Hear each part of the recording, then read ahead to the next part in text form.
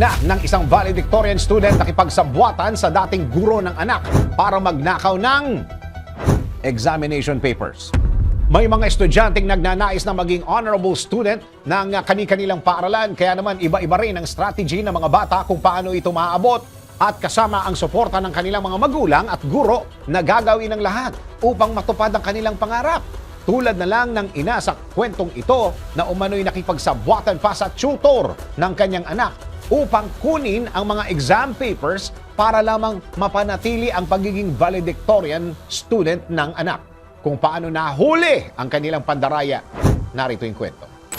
Isang 31 anyos na guro mula sa South Korea ang nasangkot sa isang kontrobersiya matapos nitong tulungan ang tinututuran na estudyante kasama ang ina nito na kunin ang exam papers ng mga bata sa dati nitong pinapasukang paaralan. Isang gabi ay nagplano umano silang tatlo na sa pagpasok sa premises ng paaralan para kunin sana ang exam papers ng mga bata.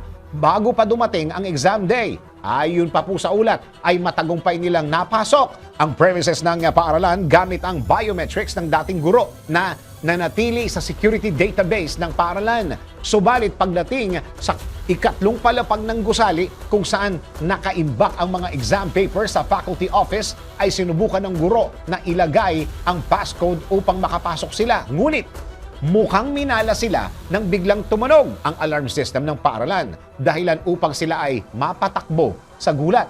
Hindi naman sila nakaligtas sa batas dahil ang kanilang ginawa ay nakunan ng CCTV sa paaralan na ginamit bilang ebidensya sa investigasyon ng mga otoridad na nauwi sa pagkakaaresto ng guro kasama yung ina ng estudyante. Layunin lang naman umano nila na makakuha ng advance copy ng mga exam para matiyak na mananatiling mataas ang grades ng estudyante na kilala bilang valedictorian.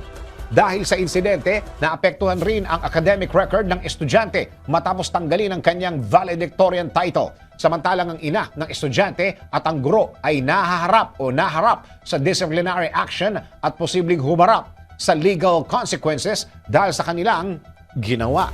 Ikaw, may kakilala ka bang nandaya sa exam para tumaas ang grades? Kung ikaw ang nasa posisyon ng ating mga bida, gagawin mo rin ba ang ginawa nila?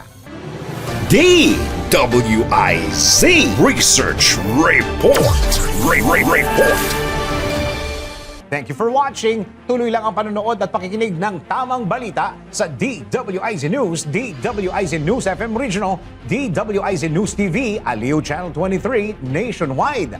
Mag-follow, like, subscribe at i-share ang aming mga social media accounts.